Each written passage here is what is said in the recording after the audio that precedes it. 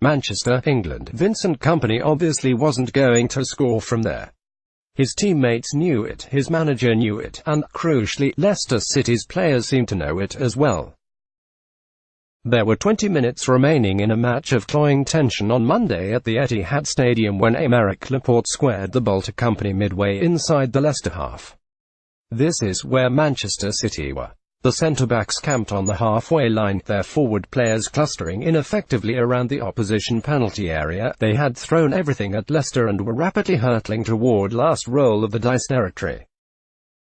In the run of 12 straight wins that preceded this game, Pep Guardiola's side had taken the lead no later than the 63rd minute.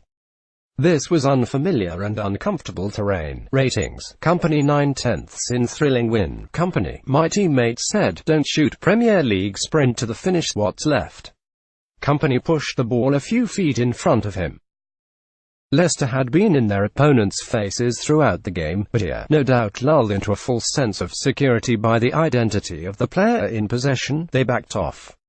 Wilfred Ndidi and Hamza Chowdhury continued to jog across the edge of the penalty area.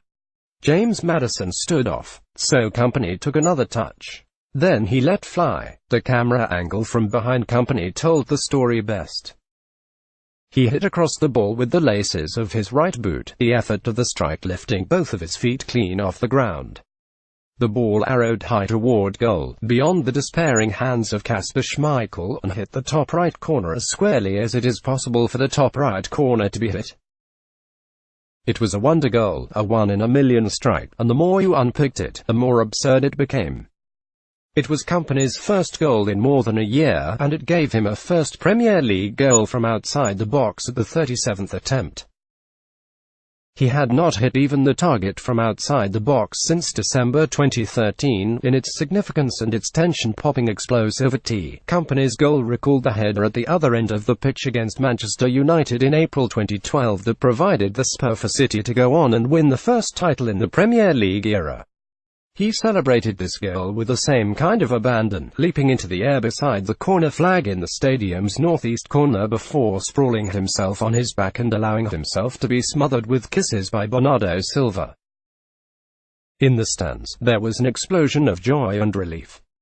When the television cameras landed on Guardiola, he was in an almost messianic pose, standing on the touchline with his open-palmed hands in the air, a sea of limbs behind him. What had he been thinking as Kompany lined up his shot? Guardiola was asked afterward. Don't shoot, Vinny, he replied. A clip of a post-match exchange between Kompany and Sergio Aguero revealed that the Argentinian had been thinking exactly the same thing. It was, Guardiola said, an incredible goal. Kompany's goal, the 100th City have scored in front of their home fans this season, was his reward for a characteristically influential performance. Aside from a wild challenge on Maddison, for which he was booked, he defended with carefully controlled aggression, keeping City's back four high up the pitch and preventing the dangerous Jamie Vardy from turning with the ball and running at him. Not for nothing, he has successfully supplanted John Stones from City's starting 11 on knife-edge nights such as this. The home side came within inches of taking the lead shortly after the half-hour, when Aguero's header bounced down off the crossbar and was clawed off the line by Schmeichel, but as the game wore on, the tension swelled. Early in the second half, Guardiola could be seen scurrying in front of a bemused ball boy to retrieve the ball for a quick throw-in. The home fans alternated between anxious silence and howls of desperation. Then Kompany delivered him. On a night of multiple parallels, Brendan Rodgers found himself with a second chance to win the title for Liverpool after his agonising near-miss as Reds manager in 2014. The Liverpool fans nervously watching on TV could not have faulted the Leicester manager or his side for their efforts. The 72nd minute almost provided the ultimate moment of déjà vu when Kompany slipped while in possession in a manner that recalled Steven Gerrard's fateful tumble against Chelsea in 2014, but to a soundtrack of gasps around the ground, he recovered the situation, and City were able to clear. There was one last scare when Leicester substitute Kelechi Iheanacho, a City old boy, wastefully squandered a clear sight of goal with 3 minutes remaining. His shot from Chowdhury's pass trundled apologetically wide of Ederson's goal, and Liverpool's title hopes probably went along with it.